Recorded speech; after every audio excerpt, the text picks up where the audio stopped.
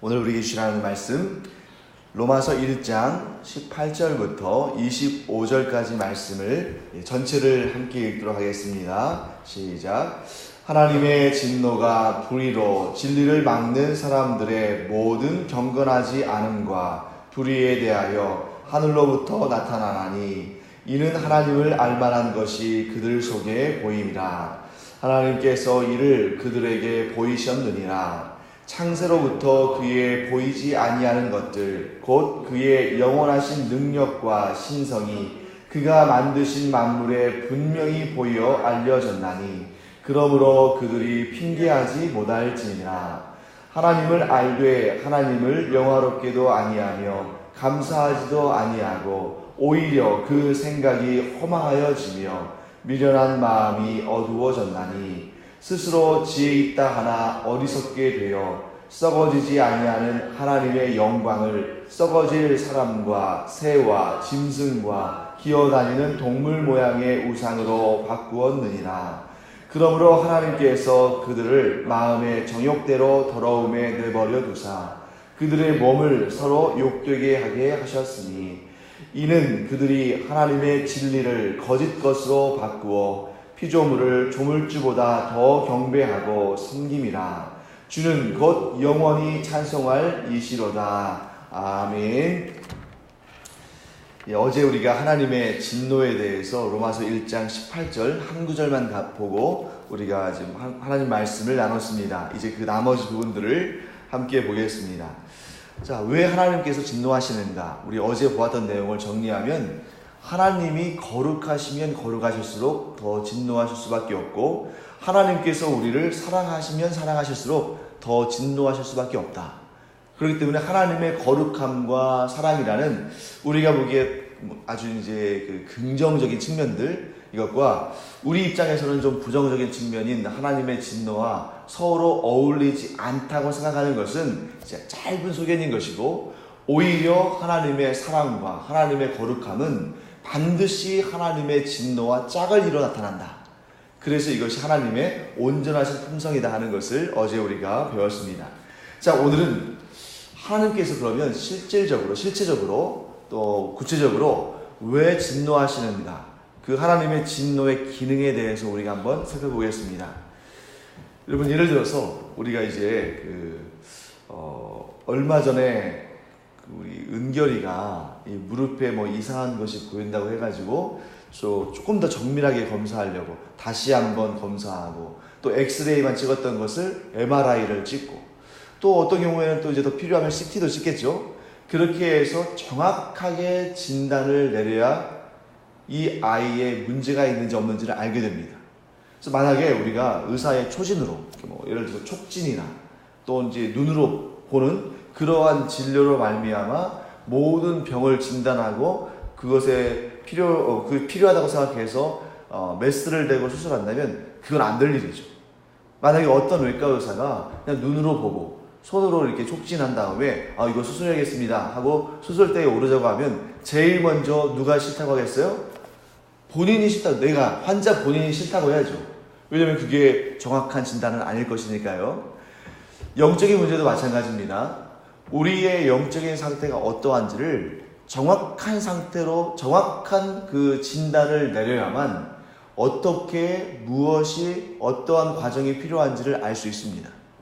그래서 여러분, 마치 이 암세포를 가지고 있는 환자가 정확한 진단을 통해서 어디에 어떤 지점에 암이 있는지, 암세포가 있는지를 진단을 하고 그리고 그 상태에서 그 암세포를 제대로 제거해야만 그 회복이 될 수 있는 것처럼, 만일 암이 이렇게 전이가 돼가지고 여러 곳에 퍼졌는데 요 한 군데만 암이 있는 걸로 생각하고 거기만 암세포를 제거하면 이전보다 더 악화될 수가 있겠죠.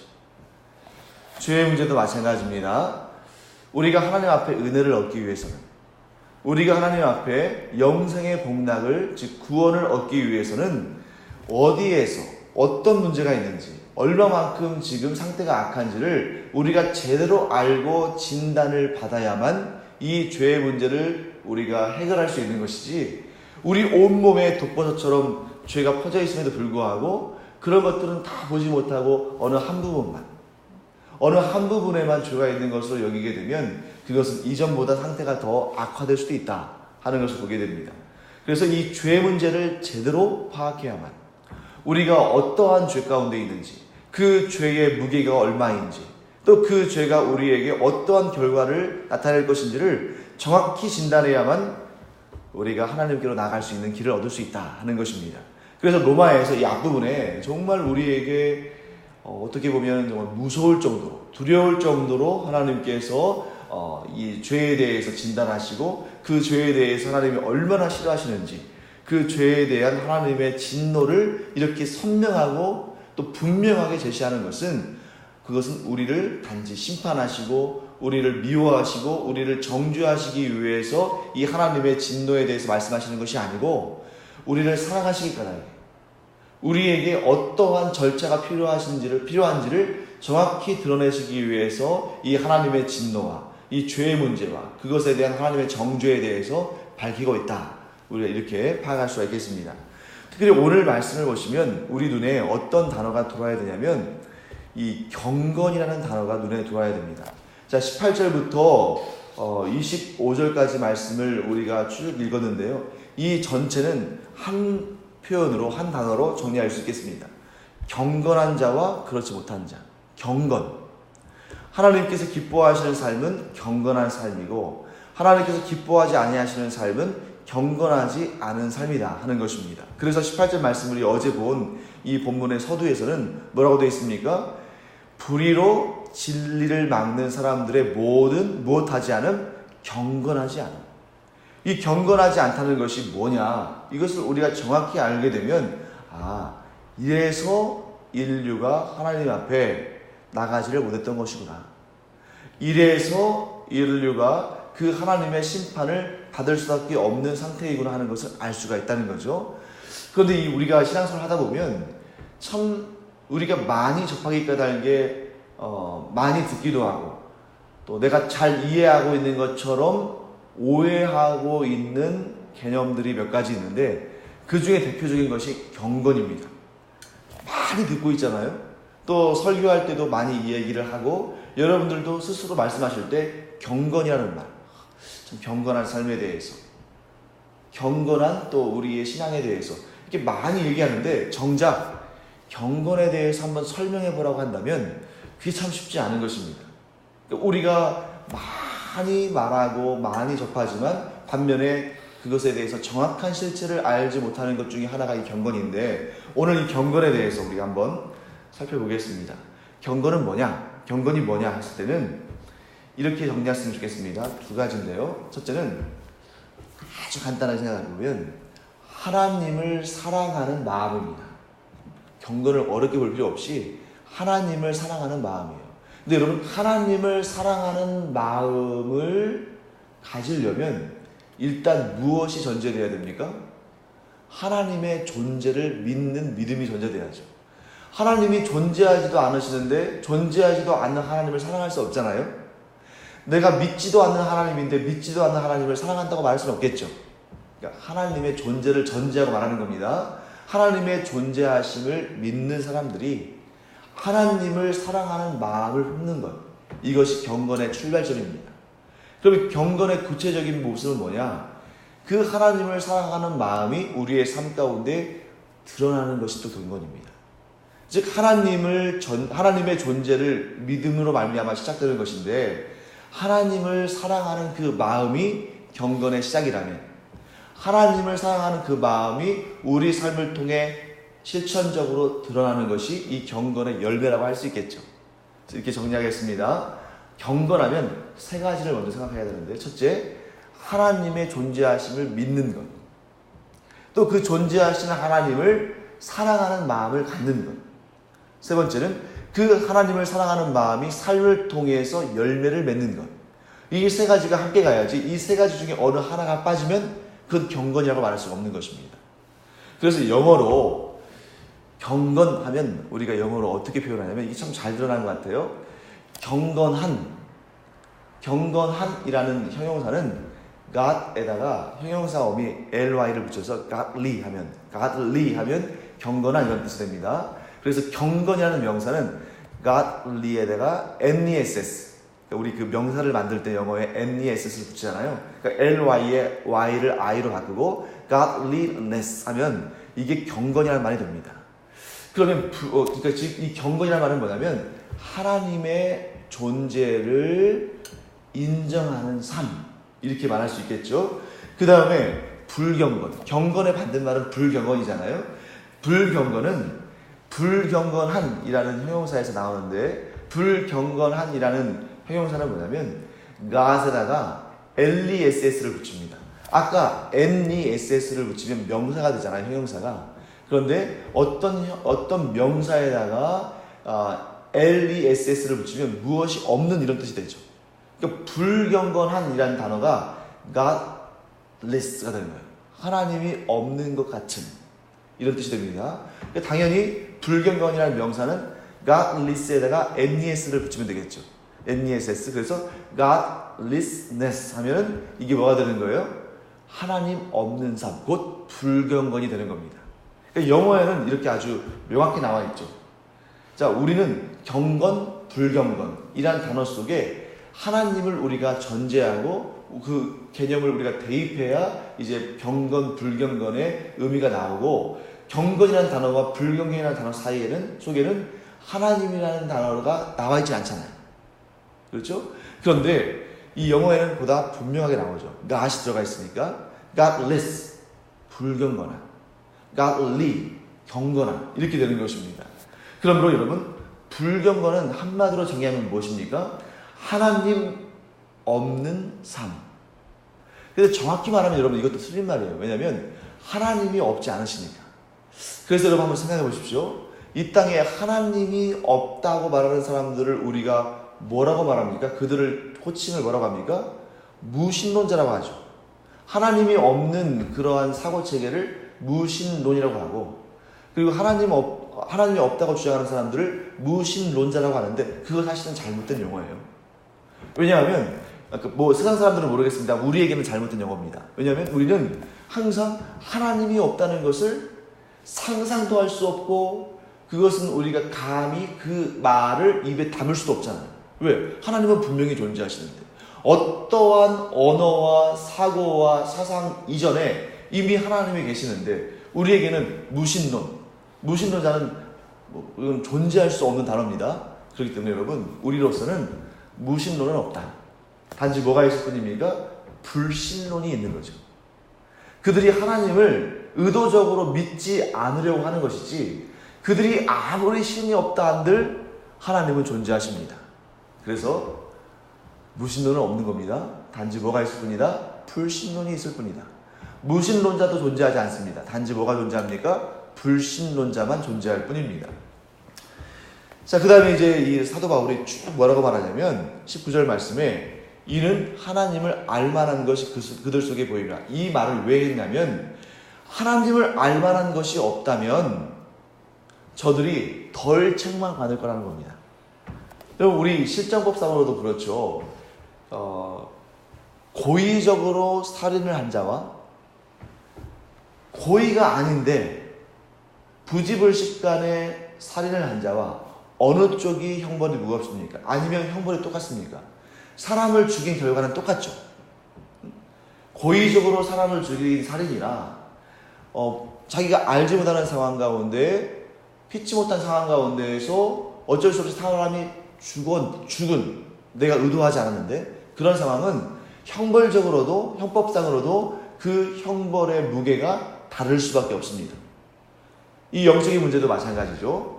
하나님을 알만한 능력이 없는 사람이 하나님을 부인하고 하나님의 존재를 인정하지 않았다면 하나님이 거기에 대해서 그렇게 심각하게 매섭게 심판하거나 정죄하지는 않으실 겁니다. 하나님을 알만한 것이 없으니까. 반면에 하나님을 알만한 능력이 있는데 하나님을 부인하고 하나님을 믿지 않는다면 그 죄는 그 무엇보다 더 극심한 죄고 하나님은 가장 무서운 형벌을 내리실 겁니다. 그렇기 때문에 여러분, 변호사가 계속 이렇게 그 어떤 자기가 이제 수임한 그러한 범죄자에 대해서, 그러한 피고인에 대해서 어떻게 하려고 계속 노력하죠? 그 형량을 줄이려고. 어차피 이 사건이 일어나는 것은 어쩔 수 없는 일이니까 어떻게 해서든지 간에 형량을 줄이려고 자꾸 모르고 한 일이다. 의도적으로 한 일이 아니다. 막 이렇게 몰아가려고 하잖아요.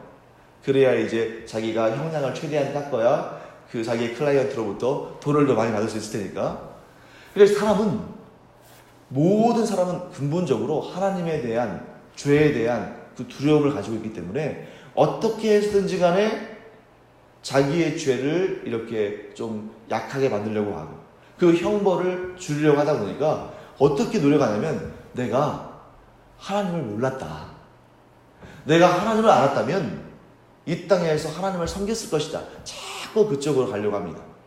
그러면서 뭐라고 말합니까? 하나님을 알만한 것이 내 안에 없었기 때문에 어쩔 수 없이 내가 하나님을 알지도 못했고 믿지도 못했다.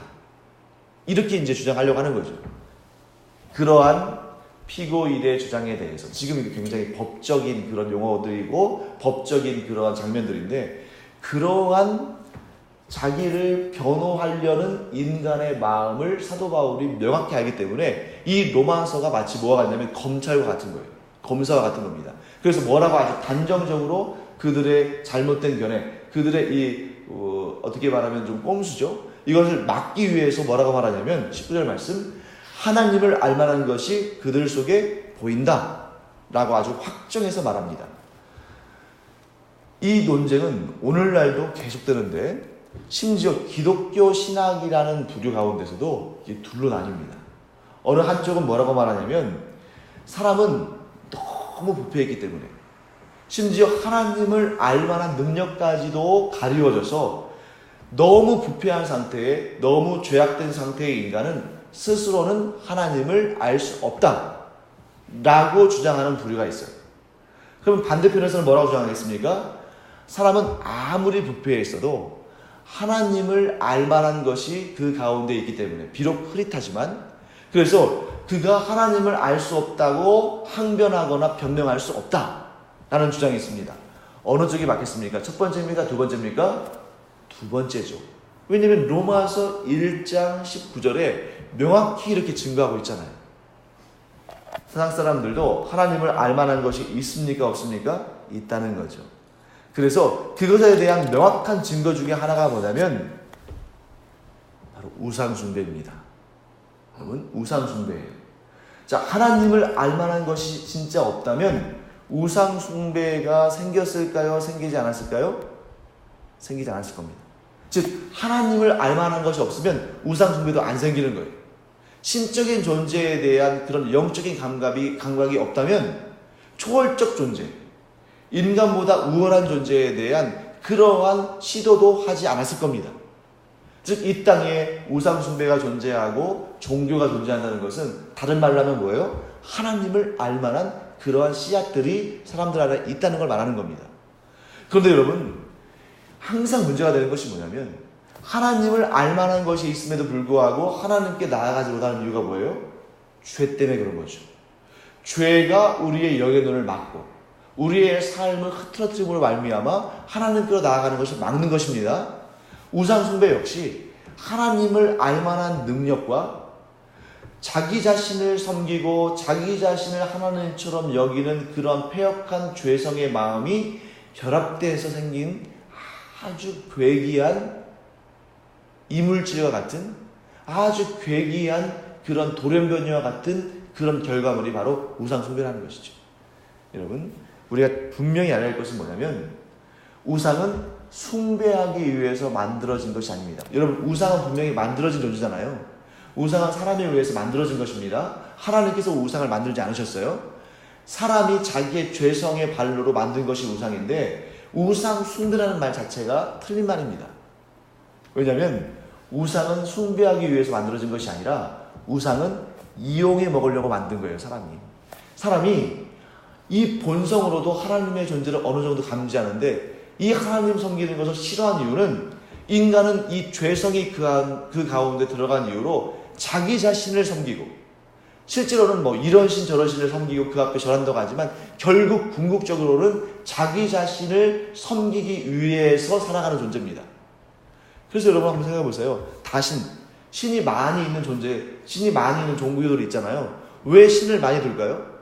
이 신을 못 믿어서 저 신을 섬기고 저 신이 부족한 것처럼 여겨지니까 또 다른 신을 만들어내는 겁니다. 그리고 여러분 이렇게 한번 생각해 보세요. 이 신을 섬겼어요. 그런데 이 신이 자기를 도와주지 못할 것처럼 여기면 어때요? 다른 신으로 갈아탑니다. 여러분 이 신을 섬기다가 저 신을 섬기는 것처럼 보일지 모르지만 사실은 이 신을 선택했다가 다른 신을 선택하는 거예요.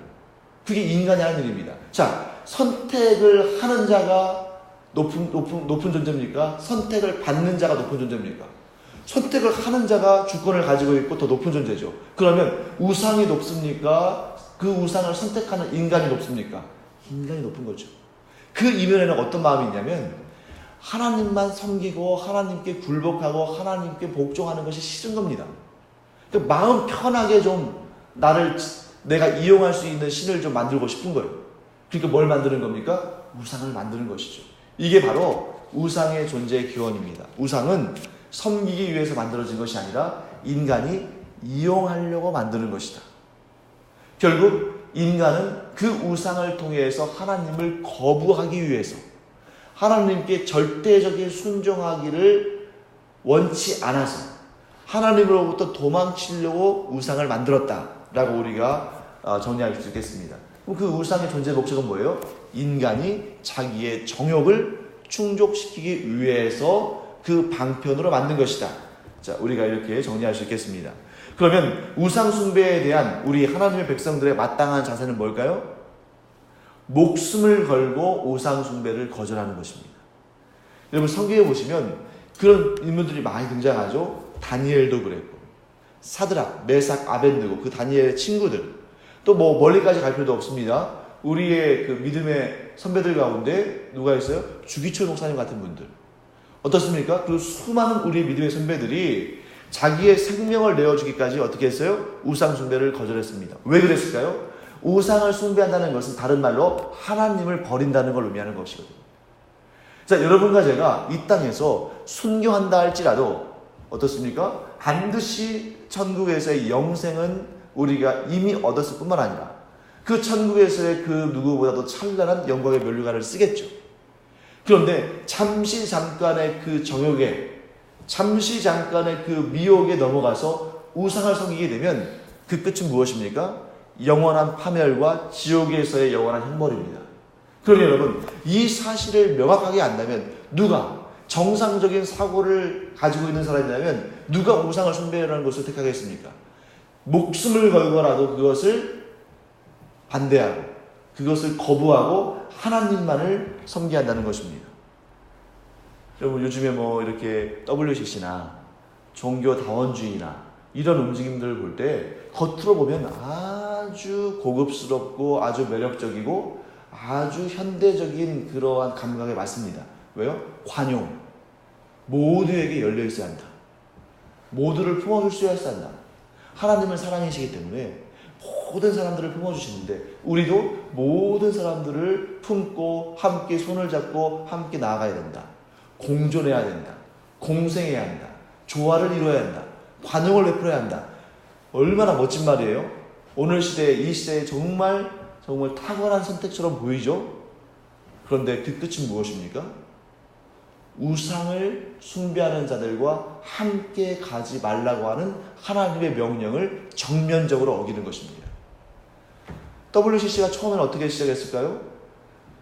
교파들이 많고 종단들이 많으니까 우리가 정말 이렇게 서로 싸우거나 뭐 그러지 말고 하나가 돼서 세계를 선교하고 하나님께 경배하는 이 일을 우리가 함께 이루자. 이렇게 처음에는 출발했어요. 근데 가면 갈수록 어떻게 됐습니까? 넓히기는 넓히고 관용을 베풀기는 베풀었는데 진리에 대한 확신이 무뎌지고 진리를 수호하고자 하는 마음이 복음을 수호하고자 하는 마음이 점점 약해지니까 어떻게 됐습니까? 불교하고도 손을 잡고 다른 종교들에게도 심지어 여러분 무속 샤머니즘까지 받아들여서 여기도 우리가 품어야 되는 존재다 해가지고 예전에 아주 끔찍한 일이 발생했습니다. WCC 그 회의를 하는데 대회를 하는데 그 대회 현장에 이제 무슨 뭐 문화 행사 같은 걸 할 거 아니에요? 거기에 무당 같은 사람들을 불러다가 푸닥거리를 하는 거예요. 살풀이 춤을 추는 겁니다. 그러면서 이건 문화다. 이런 문화마저 우리가 이 선교적 차원에서 품어야 한다. 이건 말이 안 되는 거 아닙니까? 그리고 종교 간의 대화를 한다고 말하면서 어떻습니까? 불교의 그 가르침도 뭐 기독교의 신앙과 막 연결시켜가지고 서로 공통점이 있다. 막 이렇게 나가는 거예요. 그거 옳지 못합니다. 그래서 우리는 어떻게 해야 됩니까? 우상 숭배의 아주 티끌만한 부분도 우리 안에 들어오지 못하도록 우리가 진리를 확고히 붙잡고, 그러니까 오히려 우리가 이 세상을 복음화시키고 하나님 나라를 확장하는 것은 외형을 확장하는 것이 아니라 우리의 진리, 우리가 품고 있는 그 복음의 진리를 더 견고하게 붙잡는 것이 하나님의 나라를 확장하는 것이고, 오히려 외형을 불리기 위해서 종교다원주의나 이런 쪽으로 가면 결국에는 우리가 누리고 있는 이 하나님의 나라, 이 하나님의 주권이 이루어지는 이 영역마저도 더 축소되고 결국에는 사라질 수밖에 없다 하는 것을 우리가 분명히 깨닫고, 우리 또 기도할 때 이 땅의 우상 숭배자들이 예수 그리스도를 믿고 복음을 받아들임으로 말미암아 저들이 구원받기를 위해서 기도해야지, 어떠한 세상적인 수단과 방법, 이것은 결코 하나님 나라를 확장하는 복음의 확장에 전혀 유익하지 않을 뿐만 아니라 오히려 해가 된다 하는 것을 알기를 원합니다. 그래서 여러분, 로마서에서 이런 죄악들에 대해서 쭉 얘기하는 이유를 알아야 됩니다. 첫째, 여러분, 이 로마서를 받는 사람들은 기본적으로 하나님을 믿는 사람들입니까? 아닙니까? 로마서를 받는 사람들, 하나님을 믿는 사람들이죠. 예수 그리스도를 구주로 영접한 사람들입니까? 아닙니까? 영접한 사람들이죠. 그럼에도 불구하고 자꾸 이렇게 죄에 대해서 말하는 이유는, 첫째 가장 간단한 이유는 이런 죄 중에 있는 사람들을 돌이켜서 그들에게 복음을 증거해서 그들이 구원받은 하나님의 자녀들로 또 이렇게 인침을 받도록 이렇게 말씀을 전하는 거죠. 그런데 사실은 두 번째도 중요합니다. 그것은 뭐냐면, 우리가 원래 어떠한 상태였던지를 명확히 알므로 말미암아 우리 자신을 지키고 다시 그 옛날의 죄로 돌아가지 않도록 내 자신을 지키고, 또한 우리의 삶 가운데 감사가 넘쳐나도록 이 글을 쓰는 거예요. 우리가 과거에 어떠한 상태였는지를 망각해버리면 현재의 감사도 무뎌집니다.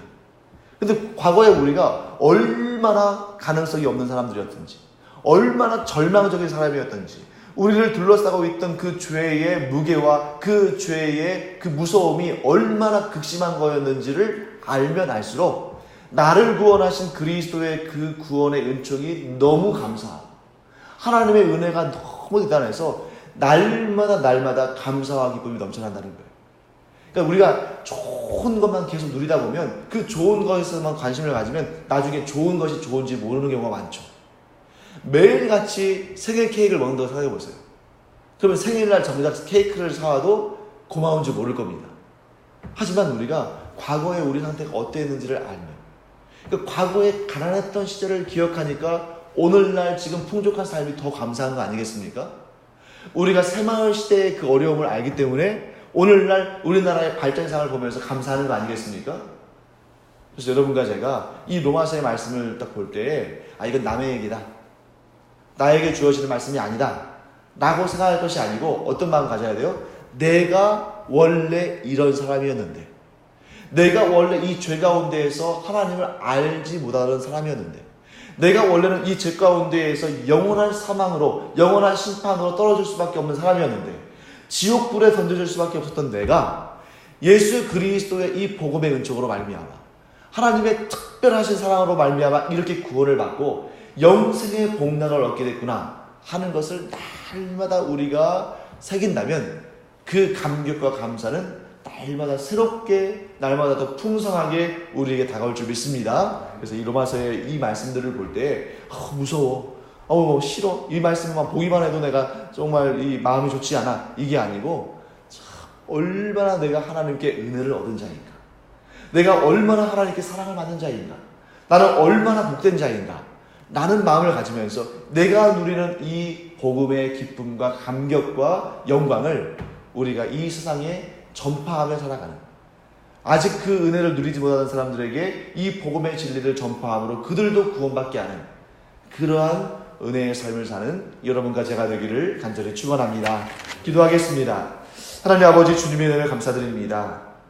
멀리 갈 필요 없이 바로 이 자리에 있는 제가 그 사망의, 그 죄악의 음침한 골짜기를 걸으며 도무지 가망성도 없고 가능성도 없었던, 도무지 스스로는 하나님을 찾을 수 없었던 그러한 죄인 중에 개수였지만 하나님께서 특별하신 은총과 은혜로 예수 그리스도의 복음을 듣게 하시고 믿게 하시고 구원받게 하시고 영원한 생명의 삶과 영원한 기쁨의 삶이 있는 천국에서 영생을 누리게 하시니 감사드립니다. 하나님, 이 믿음의 감격을 가지고 날마다 하나님을 찬송하고 하나님께 영광 올려드리고 믿음 없는 자들에게 복음을 증거함으로 저들도 나와 같이 하나님이 주시는 영생의 구원의 복락을 누리는 그 은혜를 저들에게 주기 위해서 힘써 복음을 증거하는 주의 종들이 되게 하여 주시옵소서. 감사드리며 예수님의 이름으로 축복하며 기도합니다. 아멘. 이제는 우리 주 예수 그리스도의 은혜와 하나님 아버지의 무한하신 사랑과 성령의 감동, 감화, 교통하심이 죄인 중에 괴수였던 우리를 구원하심을 믿는, 그 예수 그리스도의 복음을 믿는, 또 하나님의 그 크신 사랑을 믿는 주님의 사랑하시는 자녀들 위에 이제로부터 영원토록 함께 있을지어다. 아멘.